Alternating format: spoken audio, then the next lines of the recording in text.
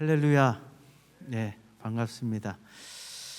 우리 성도님들 정말 많은 관심을 갖고 또 기도해 주시고 또 이렇게 사랑을 베풀어 주셔서 미국 일정을 은혜 가운데 잘 마치고 돌아왔습니다. 그래서 내내 드는 생각이 참 제가 목사로서 너무 이렇게 큰 사랑의 빛을 계속해서 우리 성도님들 또 교회에 지고 있는 것은 아닌가 이런 생각을 하게 되면서 또 한 분 한 분 또 이렇게 저희 가정을 생각해 주시고 또 마음 써 주시는 거 다시 한번 감사한 마음을 가지고 저도 이제 뭐 리모델링과 또 비전센터 건축 또 하나님께서 이제 또 불러주신 이 교회에서 또 앞으로도 더 열심히 섬겨야 되겠다 그런 마음을 가지고 감사한 마음으로 돌아오는 시간이 됐습니다. 이제 오늘 모임을 하고 다음 주는 이제 뭐 자유롭게 식사 모임 하면 이제 상반기 방학에 들어가게 될 텐데 제가 뭐 미국에서도 좀 여러 교회들 또 목회자들도 만나고 아무리 목회자다 보니까 이제 관심이 많아서 이렇게 만나서 이야기를 해보면 결국 오늘 뭐 말씀의 주제도 좀 대동소이한데 아무리 뭐 시대적인 상황 속에서 불가피하게 이렇게 영상으로 줌으로 예배를 드리지만 현장에서 모이지 않고 만나지 않으면 개인적인 신앙이 이렇게 점점 더 해이해질 수밖에 없고 또 그 다음에 하나님과의 관계가 소원해질 수밖에 없고 이 교회의 영적인 동력이 활활 타올라야 되는데 사그러들 수밖에 없다는 것을 뭐 나라도 다르고 또 교회들마다 상황들은 다르지만 이 한 가지 공통분모는 너무너무 분명한 것 같습니다. 그래서 이제 저희 나라도 코로나 뭐 지난번에 제가 언론 기사 검색하다 보니까 우리나라 항체 형성률이 90%가 넘었다고 이렇게 이제 얘기들을 하고 또 점점 더 이제는 일상으로 돌아가기 위한 여러 움직임들이 있는데 그런 면에서 교회가 가장 힘써야 될 부분은 바로 현장 예배로의 복귀가 아닐까. 그래서 오늘 이제 주보 광고에도 나왔지만 조금 한두 주 정도 조금 더 이렇게 광고가 좀 필요할 수는 있겠지만 이렇게 이제 신청자에 한해서만 이렇게 이제 영상 현장 실시간 송출을 해드리고 또 이제 일정 기간이 되면 이제 그 현장 예배를 더 이상 송출하지 않고 코로나19 이전처럼 이제 녹화하고 또 이제 그 주일 예배 영상만 올리는 그런 이제 수순을 통해서 이 현장 예배가 빨리 좀 회복이 돼야 되겠다 이런 생각이 좀 그 어느 때보다도 간절해지는 것 같습니다. 그래서 이번 주 목장 모임 하시면서 우리 목자분들이 또 목원들과 함께 이렇게 이제 방학에 들어가긴 하지만 현장 예배의 중요성을 다시 한 번 더 이번 과를 통해서 나눌 수 있으면 좋겠습니다. 네 가지 질문인데 우리 한번 1번 질문 같이 한번 읽어보겠습니다. 구약에서 예수님 때까지 예배드리는 장소는 어떻게 변화하였나요?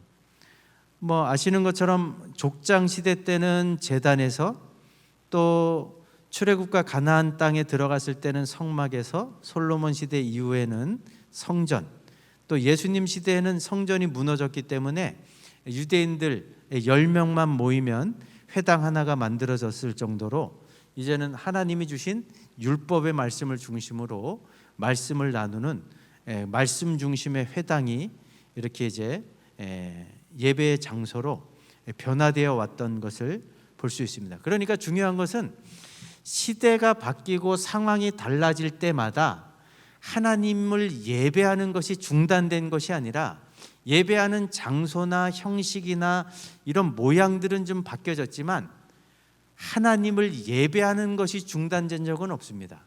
그러니까 하나님의 백성들은 어떤 상황 속에서도 또 어떤 자리에서도 하나님을 예배하는 이것이 가장 중요한 일이라는 것을 이 1번의 질문을 통해서도 간접적으로 좀 이렇게 나눌 수 있는 시간이 되면 좋겠고요. 그런 면에서 또 예배가 중요하다 보니까 이제 예배 드리는 장소들이 여러 모양으로 이제 세상적인 때가 묻고 또 부정적인 영향을 받게 되었을 때에 이번에 질문을 보면 유다 왕국 시대의 종교 개혁은 어떤 모습으로 나타났나요? 이 유대 왕국 시대의 종교 개혁은 한마디로 말하면 종교 개혁은 성전을 개혁하는 겁니다. 예수님이 이 땅에 오셔서도 만민이 기도하는 집이 돼야 될 이 성전이 강도의 소굴이 되고 뭐 그냥 장사치들만 가득한 자기 이권을 이렇게 이제 탐하는 자들만 가득한 그런 성전의 모습을 보시면서 아주 안타까워하신 그런 모습을 보게 되는데, 뭐 여러 구약 시대에도 보면 종교 개혁 때 보면 퇴락한 성전이 수리가 되고 또 하나님 앞에 드려지던 제사가 중단이 되고 소홀해졌던 것들이 회복이 되고 또 성가대가 세워지고 또 성전의 등불이 다시금 꺼지지 않는 것, 이런 모습을 통해서 성전의 개혁이 이루어졌는데, 이건 오늘날 우리 시대에 적용을 해본다면 단적으로 이 코로나19라는 특별한 상황 속에서 사실은 제가 이번에도 미국 갔다 오면서 좀 느낀 게, 미국은 사실은 이 코로나가 정점에 달았을 때도 교회를 특별하게 이렇게 정밀하게 뭐 잣대를 대고 특별히 규제하지 않았습니다. 그냥 뭐 상업시설이든 예배당이든 뭐 그 전체 공간 대비 몇 퍼센트는 뭐 이렇게 실내에서 활동할 수 있다, 이거를 뭐 교회나 모든 시설 동일하게 이렇게 적용하다 보니까 사실은 미국에 있는 이민교회들은 상대적으로 코로나의 영향을 덜 받았는데, 우리나라는 사실은 코로나가 시작이 되면서 특별히 종교시설, 처음에는 뭐 신천지 때문에 코로나가 많이 확산되기도 했고 또 이제 여러 가지 일도 있었지만, 제가 볼 때는 사실은 교회에 아주 더 엄격한 잣대를 들이대면서 이 예배를 이렇게 규제하다 보니까 많은 이제 교회들이, 특별히 작은 교회들이 큰 타격을 받았죠. 그래서 뭐 이렇게 여러 가지 데이터들을 보면은 이 코로나 2년의 기간을 거쳐가면서 작은 교회들 중에 수천 개 교회가 문을 닫거나 문을 닫게 될 위기에 처한 그런 상황에 놓였다는 그런 이제 데이터들도 속속들이 보고되는 것을 보면, 정말 교회는 1차적으로 전도하고 선교하고 이것을 통해서 영혼을 구원하는 공동체이기도 하지만 가장 중요한 사명 가운데 하나는 하나님을 예배하는 공동체입니다. 이 예배가 빠지면 정말 가장 중요한 핵심이 사라져버리고 마는 거죠. 그래서 그런 면에서 이런 시대에 다시금 이 종교개혁이라고 할 건 없지만 교회가 회복되어야 될 부분이 바로 예배의 회복인데, 그 예배의 회복의 그 중심에는 저희 교회가 이 코로나 정황 속에서도 두 가지를 지금 강조하고 있는 것처럼, 하나는 가정 예배가 회복되는 겁니다. 가정의 부모님들이 자녀 교육의 1차적인 책임자로 성경이 말씀하는 것처럼 그 중심의 자리에 와야 되는 것이 제가 생각할 때 21세기 이제 모든 교회에 주어진 첫 번째 과제입니다. 그래서 가정연계 프로젝트를 진행하는 이유도 여기에 있고, 가정 예배를 강조하는 이유도 여기에 있고, 또 금요일 토요일 이렇게 양일간에 걸쳐서 우리 교사 선생님들이 수원제일교회 가가지고 교사 강습회도 참여하고 고생들을 많이 하셨지만, 교사 선생님들이 정말 수고를 많이 하시지만 주일학교 교육만을 가지고는 자녀들의 믿음을 절대로 세울 수 없습니다. 누구도 대신할 수 없습니다, 부모의 역할을. 그런 면에서 부모와 자녀가 이 가정 예배라는 포맷을 통해서 같이 모여서 예배 드릴 때 이게 보이지 않는 믿음의 유산이 자녀들에게 이어져 내려갈 수 있기에 이게 너무너무 중요한 한 축입니다. 그래서 이 부분을 우리 이제 이번 주 또 목장 모임 하시면서 목원들이 가정 예배를 좀 어떻게 드리고 있는지, 또 그런 부분에서 좀 가정 예배를 못 드리시는 목원들은 어떤 상황 때문에 못 드리고 있는지, 뭐 어떤 꼭 형식이 다 갖춰질 필요는 없습니다. 모든 식구들이 다 모일 필요는 없습니다. 정말 가족들이 협조 안 하면 내가 먼저 홀로 시작하는 겁니다, 가정 예배를. 그리고 부부가 혹은 또 동의하는 자녀 여러 명 중에 한 명이라도 데리고 일단은 가정 예배를 시작하면 이거는 예배를 드려보면은 알게 됩니다. 꾸준히 예배를 드리면 이게 예배의 자리에서만 기도 제목 나누면서 마음속 얘기가 꺼내지고 그런 과정을 통해서 부모와 자녀들이 긴밀하게 소통하게 되고 영적인 대화가 오고 가게 되고 속을 들여다보게 되고 그러면서 얼마나 영적인 유익과 더불어서 부모와 자녀들이 이 가정 예배라는 이 틀 속에서 얼마나 많은 친밀함을 나누게 되는지를 드려보신 분들은 다 경험하셨을 거예요. 그래서 이런 부분들을 다시 한번 강조하시면 좋을 것 같고, 또 이제 공적인 예배 자리에서는 이제는 우리 목원들 중에 여전히 뭐 어린 자녀를 두신 가정, 또 그런 부모님들이 속한 그런 목장들이 있을 수도 있는데, 제가 볼 때는 더 이상 이렇게 현장 예배를 주저할 이유는 하나도 없습니다. 이제는 줌으로 드리는 예배가, 영상 예배가 익숙해졌기 때문에 못 나오는 것 말고는 다른 이유는 없다고 봐요. 제가 미국에 가 있는 동안 이 교회 내적인 통계는 제가 지금 아직은 살펴보진 않았지만, 제가 가기 전까지만 해도 우리 교회에 확진되신 분들이 한 320명 정도가 된 거를 제가 보고 미국을 떠났는데, 그 320명 중에 뭐 좀 어떤 분들은 확진이 되고 조금 더 많이 앓고 조금 심하게 앓고 이런 정도가 차이가 있지만, 심하게 앓은 분들 중에도 우리 교회 경우에는 연로하신 분들도 많은 교회인데도 불구하고 확진된 것 때문에 병원에 입원하신 분은 한 분도 없습니다. 중증으로 고생하신 분도 한 분도 없고 코로나 때문에 사망하신 분도 제가 아는 한 없습니다. 그리고 현장에서 예배를 드린 분이 확진이 됐는데도 그 옆에서 예배 드린 분들 가운데 예배 드리는 현장에서 추가 확진된 분도 한 분도 없습니다. 그러니까 이거는 현장 예배를 이제는 나오지 않을 이유가 하나도 없는 거고, 뭐 외부적인 통계는 다 차지하고라도 우리 교회의 내부적인 통계만을 가지고도 이제는 우리 목자분들이 솔선수범도 하셔야 되고 적극적으로 현장 예배를 주저할 이유가 없다. 이런 부분들을 강조를 좀 하셔서 조금씩 회복되는 그런 이제 모양새가 있긴 하지만, 그래도 코로나19 이전을 넘어서 회복을 넘어서 부흥을 꿈꾸시면서 정말 이런 이제 권면들을 우리 목자분들이 잘 이렇게 해주시면 좋겠다.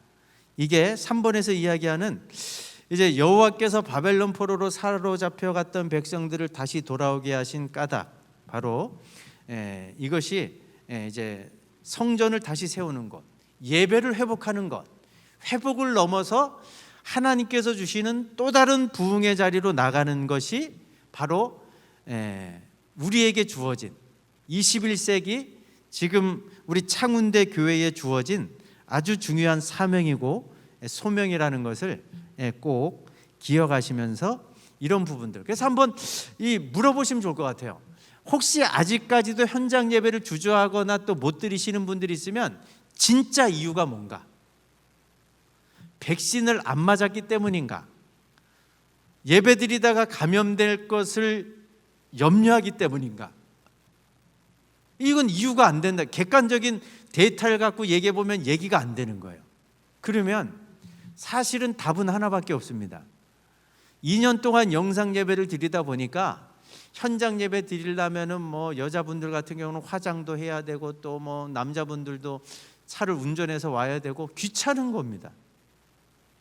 근데 예배 드리는 것을 이렇게 귀찮아하고 이제는 영상 예배가 익숙하다고 해서 현장 예배를 자꾸 이렇게 나오는 것을 꺼려하게 되면 과연 근본적으로 예배를 현장이냐 아니냐 이걸 따지기 이전에 내가 진짜 믿음이 있는 사람인가 믿음이 없는 사람인가, 내가 신앙생활 하려고 하는 이유는 뭔가, 목적은 뭔가, 내가 교회 생활하는 이유는 뭔가, 이거를 근본적으로 한번 이렇게, 그렇다고 해서 막 이렇게 막 추궁하듯이 물을 필요는 없지만 이런 점검이 필요한 이유가 뭡니까? 제가 금요일 날도 잠깐 말씀드렸지만 제가 요번에 이렇게 이제 저희 둘째 딸은 동부에서 졸업을 했기 때문에 동부에 갔다가, 우리 첫째 딸이 중부에서 결혼식을 해갖고 중부 갔다가, 또 제가 이제 살던 서부 쪽에 이렇게 이제 그 쭉 다니면서 깜짝 놀란 게 있어요. 화장실을 갔는데 제가 딱 신학교에서 공부했던 그 탈보 신학교 그 건물에만 남자 화장실, 여자 화장실 딱 두 가지로 구분되어 있고요. 모든 나머지 화장실은 다 남녀가 같이 쓰는 화장실이에요. 이제는 남자와 여자의 구분이 필요 없다는 거예요. 젠더 구분에 의해서 너무나 성이 많아지다 보니까 전통적인 의미의 이게, 야, 세상이 이렇게 바뀌어가는구나. 외부에 나가보니까 이걸 피부로 느끼겠더라고요. 그리고 미국 사람들 요즘에 지금 보면 이 연방 대법원에서 뭐 낙태를 죄로 이렇게 또 금지하고 낙태 못하게 판례를 뒤집어 놓으니까 막 여성들이 우리 인권은 뭐냐 이러면서 막 뭐 이게 완전히 흑백이 갈라지는 것처럼 이 지금 보수와 진보가 완전히 미국도 나뉘어지고 있잖아요. 그런 걸 왜 세상 법을 갖고 우리가 기독교인들이 뭐 이렇게 줄서기를 할 필요가 뭐가 있습니다. 성경에 너무나 명백하게 나와 있는 그런 진리를 붙잡고 살아야 되는데, 얼마나, 요번에도 제가 뭐 여러 상황들을 보면서 미국 사람들 Are you Christian? 당신 크리스찬이냐? 그럼 yes. 천국의 존재를 믿느냐? yes. 지옥의 존재를 믿느냐? no. 자기 입맛대로 해요. 그리고도 당신 죽으면 천국 갈 수 있느냐? 믿음이 있대요. 확신이 있대요. 도대체 성경에 근거하지 않은 그냥 자기 방식대로의 그런 세계를 가지고 뭐 나는 교회 안 나가지만 난 예수 믿고 있다. 난 천국의 실제 믿지만 지옥의 실제 믿지 않는다. 1년에 딱 저 부활주일하고 크리스마스만 예배 드리러 가는데도 불구하고 난 지금 죽어도 천국 갈 수 있다. 이거를 누가 인정해 주겠느냐는 거죠. 과연 예수님께서 인정해 주실까? 그러니까 우리가 살아가는 시대가 정말 이제는 뭐 남들 눈치 볼 필요도 없습니다. 뭐 자꾸 세상의 기준을 이렇게 가지고 이렇게 논할 필요도 없습니다. 그런 면에서 진짜 우리의 믿음을, 내 믿음이 성령으로 거듭난 믿음인지 구원에 이를 수 있는 믿음인지를 점검해야 되는 그런 시대가 됐다는 것을 기억하시면서 4번 질문이 이제 그 질문이죠. 참 예배에서 빠지지 않아야 할 것들이 무엇인가? 진짜 내가 예수 믿는 신앙 고백이 있는가? 예수님을 구원자로 고백하는 믿음이 있는가? 또 기도가 있는가? 말씀이 있는가? 또 성령의 임재와 동행이 있는가?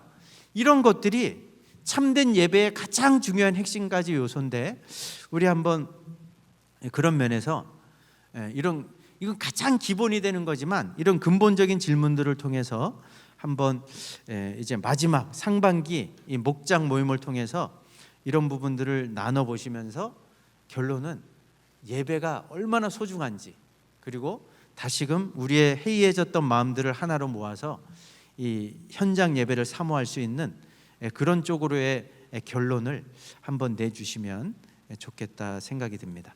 우리 같이 한번 기도하겠습니다. 기도하실 때 이제 본격적으로 리모델링도 시작이 되고 비전센터 이제 설계가 지금 진행 중인데, 이런 모든 일정들을 통해서 오랫동안 기도로 준비해 왔는데 필요한 재정과 필요한 전문가들을 붙여주셔서 순적히 이 모든 과정들이 이루어질 수 있도록, 그리고 이제 이번 주 수목금 저녁 8시에 여름 사역을 위한 특별 집회가 있는데, 우리 목자분들 목원들과 함께 좀 나오셔가지고 내 자녀가 주일학교 부서에 소속이 돼 있든 돼 있지 않든지 간에 저는 너무 중요하다고 생각합니다.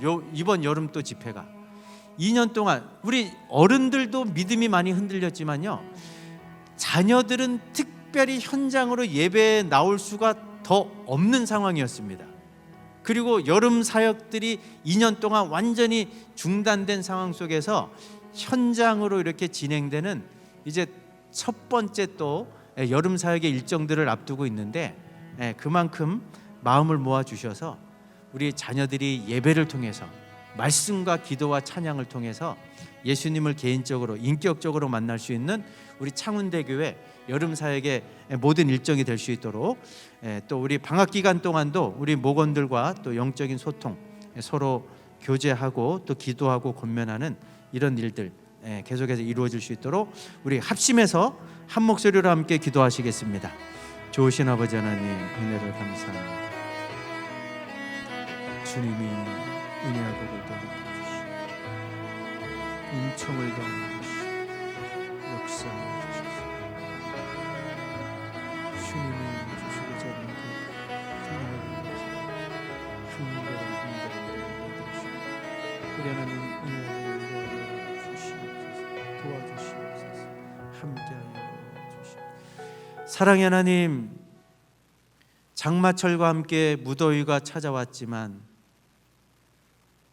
모이기를 이런 때일수록 더 힘써야 되는 때인 줄로 믿습니다. 이번 주 목장 모임 가운데도 한 학기 동안 수고한 우리 목자분들에게 은혜를 부어주시고 또 말씀을 통한 풍성한 나눔이 있게 하시고 특별히 여름 사역의 모든 일정 가운데 우리가 마음을 모으고 함께 기도하는 가운데 우리 자녀들, 우리 후손들, 우리 다음 세대들이 말씀과 예배와 찬양과 기도를 통해 주님을 뜨겁게 만날 수 있는 그런 시간들이 되게 하시고 이번 목장 모임을 통해 해이해졌던 저희들의 마음을 다시 한번 사로잡고 현장 예배를 사모하고 예배의 은혜를 간절히 흠모할 수 있는 그런 모임이 될 수 있도록 이번 주 목장 모임 가운데 함께하여 주시옵소서. 예수님 이름으로 기도합니다. 아멘.